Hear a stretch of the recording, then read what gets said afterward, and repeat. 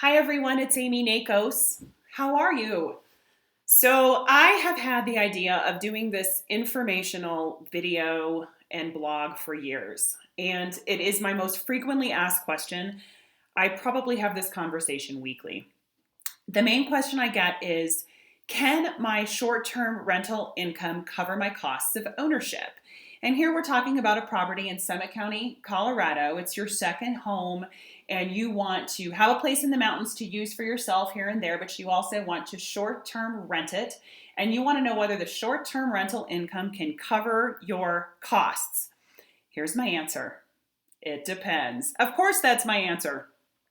So what I wanted to do is I wanted to create this four-way quadrant to show you four different scenarios and help illustrate my answer of why it always depends. The four different quadrants are going to show financing, you're either paying cash or you're getting a loan, or and the other variable is management fees. You have a property manager, you don't. Okay, so let's get started. For this example, I'm using my own listing. It's a 2-bedroom, 2-bath in Keystone, Colorado.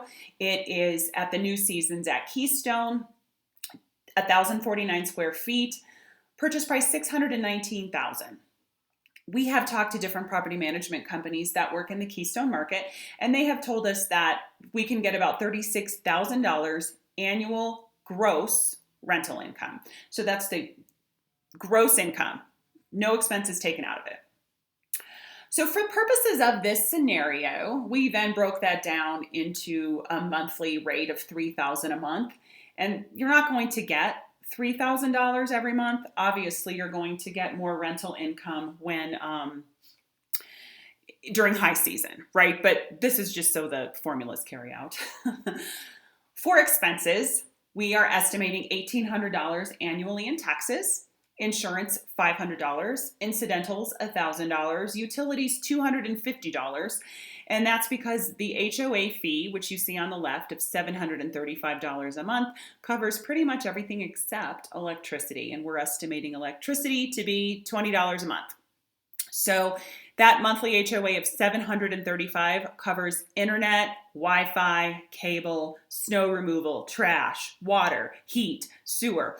So your fees, most of your expenses are taken care of by the HOA. I do want to note here that that differs in every single property. So for this example, for this property, we're seeing most of the expenses fall under the HOA side. If you have a single family home, for instance, all of those expenses are going to be separated out. So you would have to account for paying for your snowplow guy, your trash, your internet, your Wi-Fi, your phone, whatever else you have. So just note that. So annually, our HOA dues are $8,820. So for purposes of the top just shows the numbers that stay static, and then we're going to manipulate those numbers in the four quadrants below. Annual expenses for that unit, $12,370. So let's go down into the quadrant, and we're going to look at four different scenarios. So the first scenario, I'm buying it with cash. I'm managing it on my own. This is where you get to keep most of your money. Annual income, $36,000. Your expenses, $12,370. Our annual profit and loss, we have a profit of $23,630, which ends up being almost $2,000 a month. So buying with cash, managing it on your own, $2,000 a month.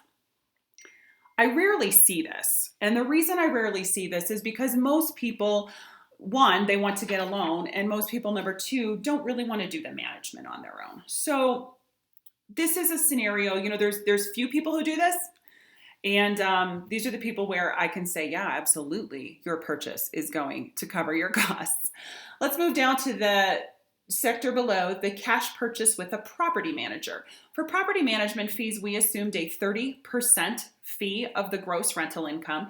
I see this range anywhere from 25 to 50% in the property management companies. So we're just going to go with 30% off the 36,000, 10,800. Your annual profit and loss, if you buy your unit with cash, 12,830 with about $1,000 a month profit. So let's move on. And I see this scenario with people who have, they're looking to place cash or they have a 1031. and they can cover all the property with cash. Let's move over to getting a loan. So for second homes, you can get loans with 20% down.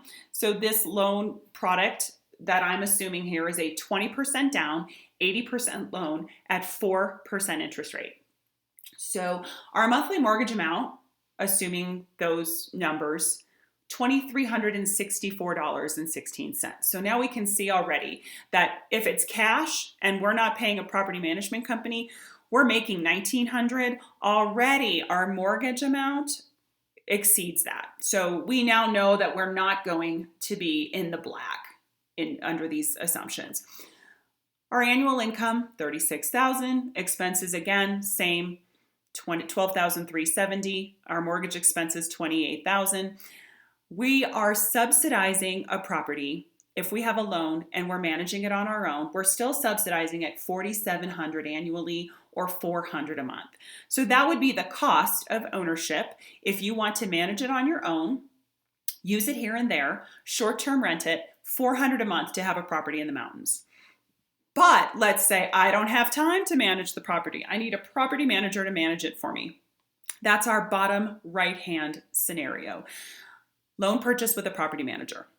So in this scenario, we're taking the 30% property management fee out of the equation, and you can see that we are subsidizing the property $15,539 annually, or around $1,300 a month with a property manager.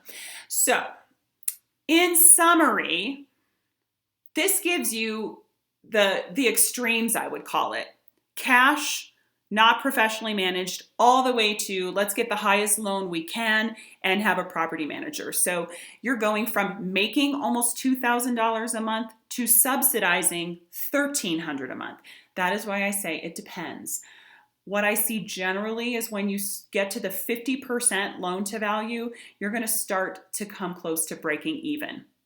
Obviously, different property types with different HOA fees and different rental income potential will change all of these variables. So I am going to provide a link to this document. It's an Excel spreadsheet. You can go ahead and change the assumptions and use it for your own use.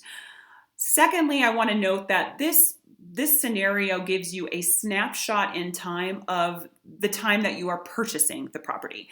I have a different spreadsheet that I will share also on my website, which will give you a hold of 10 years. So it takes into consideration a lot more variables, such as 1, paying down the loan, 2, rental income increasing, 3, tax benefits, and 4, appreciation. So look for that. And if I can be of assistance and if I can help walk you through this or any other scenarios for properties in Summit County, I would be happy to do that. Please feel free to reach out.